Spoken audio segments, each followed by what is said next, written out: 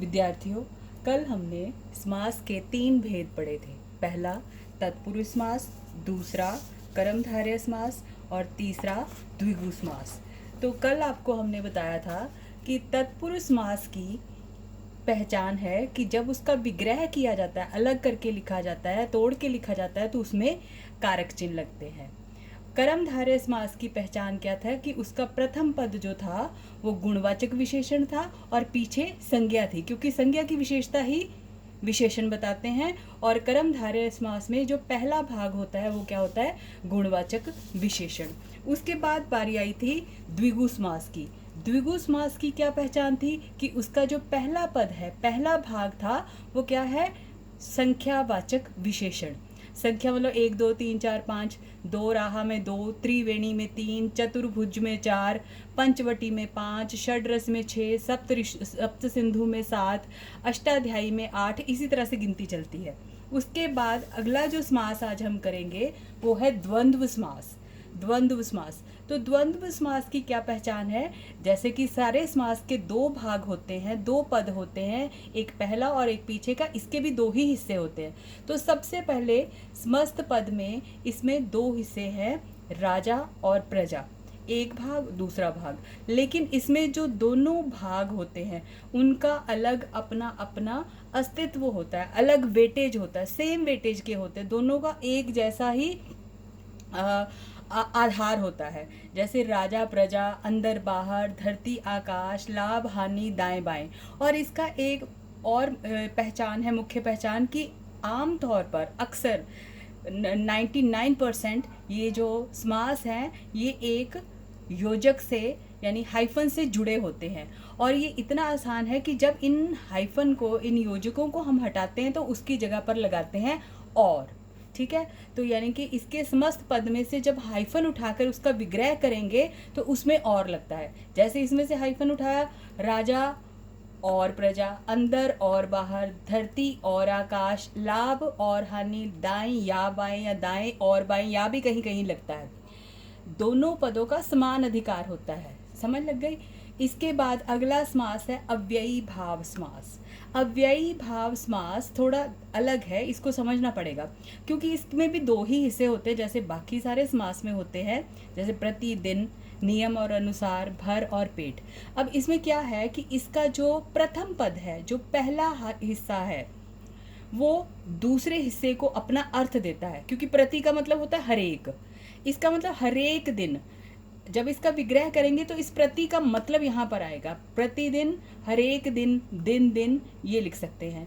नियमानुसार, नियम के अनुसार, भर, भर मतलब पूरा, भर पेट का, पेट भर कर। इसी तरह से अगर होता है यथा शीघ्र, यथा शीघ्र, यथा का मतलब अनुसार, तो जितना शीघ्र हो या शीघ्रता के अनुसार, उस तरह से।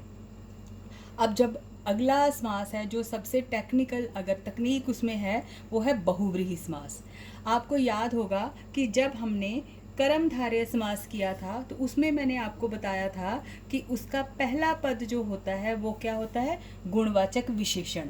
और इसी कारण मैंने आपको बताया था कि नील, नीला रंग जो है उसका विशेषण है, लेकिन यहाँ इसको हमने बहुव्रीहि में डाला है, नीला रंग होने के बावजूद यहाँ पर बहुव्रीहि में डाला है। अब याद रखने वाली बात ये है कि जो बहुव्रीहि समास होते हैं उसका वो क्या होते हैं, वो किसी, इसमें जो 2 भाग होते हैं दोनों का कोई अर्थ नहीं होता, लेकिन वो दोनों किसी खास चीज़ के अर्थ की ओर संकेत करते हैं। जैसे श्वेत का मतलब होता है सफ़ेद, अंबर का मतलब होता है वस्त्र, लेकिन श्वेतांबर हम किसको कहते हैं? ईश्वर के लिए होता है, जिनके श्वेत यानी सफ़ेद रंग के वस्त्र होते हैं। पीताम्बर, पीताम्बर किसको कहते हैं? किसको कहते हैं? कृष्ण को। लेकिन पीताम्बर तो पीले वस्त्र तो हम सभी पहनते हैं, कई बार पहनते हैं, लेकिन हम सबको कोई पीताम्बर क्यों नहीं कहता? क्यों सिर्फ कृष्ण को कहते हैं? क्योंकि पीताम्बर शब्द हमने कृष्ण के लिए रूढ़ कर रखा है, उसके लिए एक फिक्स कर रखा है। इसी तरह से नीलकंठ, नीलकंठ, नीलाकंठ। अब हिसाब के अनुसार तो इसको कर्मधारय समास में जाना चाहिए, क्योंकि नीला रंग है और कंठ नाउन है, संज्ञा है, संज्ञा की विशेषता विशेषण है। लेकिन क्योंकि नीलकंठ हम किसको कहते हैं? भगवान शिव को, तो ये नाम हमने नीलकंठ शिव जी के लिए, भगवान शिव के लिए फिक्स करके रखा है, इसलिए हम उसको किस में डालेंगे? बहुव्रीहि में। इसी तरह से तिरंगा शब्द है, तिरंगा शब्द को वैसे किस में जाना चाहिए था हिसाब के अनुसार, बहुव्रीहि, उसको हमको द्विगु समास में डालना चाहिए था। लेकिन द्विगु, क्योंकि द्विगु समास में क्या होता है, द्विगु समास में हमेशा क्या होती है, द्विगु में संख्या होती है। तो इसका मतलब है तिरंगा जो है 3 रंग वाला, वो इसमें जाना चाहिए। इसमें क्यों नहीं रखा, क्योंकि तिरंगा नाम लेते ही हमको क्या याद आता है, भारत का झंडा, जिसके लिए हमने एक नाम फिक्स कर दिया है तिरंगा। अब जहाँ पर हमको तिरंगा शब्द सुनता है तो हमको लगता है भारत का झंडा। यानी कि जो बहुव्रीहि समास है वो किसी चीज़ के नाम के लिए रूढ़ कर दिए जाते हैं, फिक्स कर दिए जाते हैं, उसे हम बहुव्रीहि समास कहते हैं। इसी तरह से जैसे चतुर्भुज है, चतुर मीन्स 4, तो इसको जाना चाहिए तो द्विगु में, लेकिन है किसमें, बहुव्रीहि में, क्योंकि चतुर का मतलब 4, भुज का मतलब भुजाएं, बाजुएं। चतुर्भुज किसको कहते हैं, जिसकी 4 भुजाएं हैं, भगवान को कहते हैं।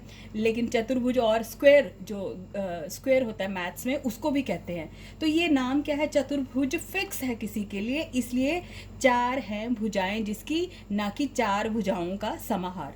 हालांकि बच्चे कि हम इसको दोनों में ले सकते हैं, ये जितने हैं ना इनको हम दोनों में भी ले सकते हैं, कि चतुर्भुज को हम 4 भुजाओं का समाहार और द्विगु समास भी लिख सकते हैं, 3 रंगों का समाहार द्विगु समास भी लिख सकते हैं। लेकिन चूंकि फिक्स हमने किसके लिए किया हुआ है, किसी खास के लिए किया है, इसलिए ज़्यादा करके सही जो लगता है वो क्या है, इसे बहुव्रीहि में डालें।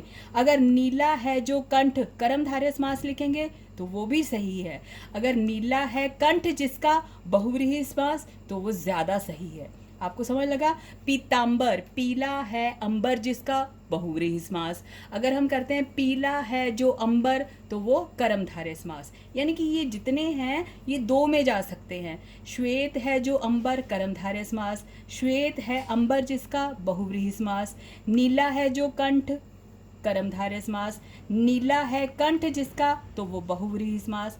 तो इसका मतलब है जो बहुव्रीहि समास है उसमें कई तरह के परिवर्तन आ सकते हैं। जैसे विषधर है, विषधर किसको कहते हैं, जिसने विष धारण की हो। तो आमतौर पर विषधर हम किसको कहते हैं, शिव को कहते हैं या सांप को कहते हैं। तो ये नाम उनके लिए फिक्स है, इसलिए ये क्या है, विष को धारण करने वाला बहुव्रीहि समास। अब क्या है कि जब बहुव्रीहि समास का हम विग्रह करते हैं तो उसमें क्या लगता है जिसके, है जिसका या वाला, 3 रंगों हैं जिसके या 3 रंग वाला। तो इसकी क्या पहचान है कि इसमें है जिसका लगता है या वाला लगता है। अब आप सारे समास को एक एक करके इसी तरह का आप एक चार्ट, कल का और आज का मिलाकर के 6 भेद का एक चार्ट अपनी कॉपी पर बनाइए।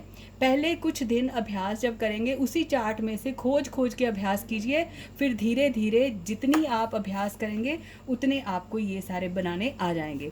तो तत्पुरुष समास की पहचान है कि पहला पद क्या होता है, उसमें क्या होता है कि उसकी पहचान है कारक चिन्ह। उसके बाद हमारा कर्मधारय समास का प्रथम पद क्या होता है, गुणवाचक विशेषण। द्विगु समास का प्रथम पद क्या होता है, संख्यावाचक विशेषण। द्वंद्व की पहचान क्या है कि उसके 2 हिस्से होते हैं और बीच में हाइफन लगा है, हाइफन हटा के हमने क्या लिखना है, और या फिर या। उसके बाद अगला है अव्ययी भाव समास। अव्ययी भाव समास का जो प्रथम भाग है वो सारे को अर्थ देता है। उसके अगला है बहुव्रीहि समास, जिसमें दोनों शब्दों का अर्थ ना हो करके किसी तीसरे चीज़ की ओर इशारा किया जाता है, वो कहलाता है बहुव्रीहि समास। तो ये है हमारे समास। आपको अभ्यास करने के लिए साथ साथ में दिए गए हैं प्रश्न, उनको आप ज़रूर करिए। और सबसे पहले इसी तरह से 3 भागों में अपनी कॉपी में एक चार्ट 6 ही भेदों का बनाइए, तभी आप इसको अच्छी तरह से समझ सकेंगे। Thank you.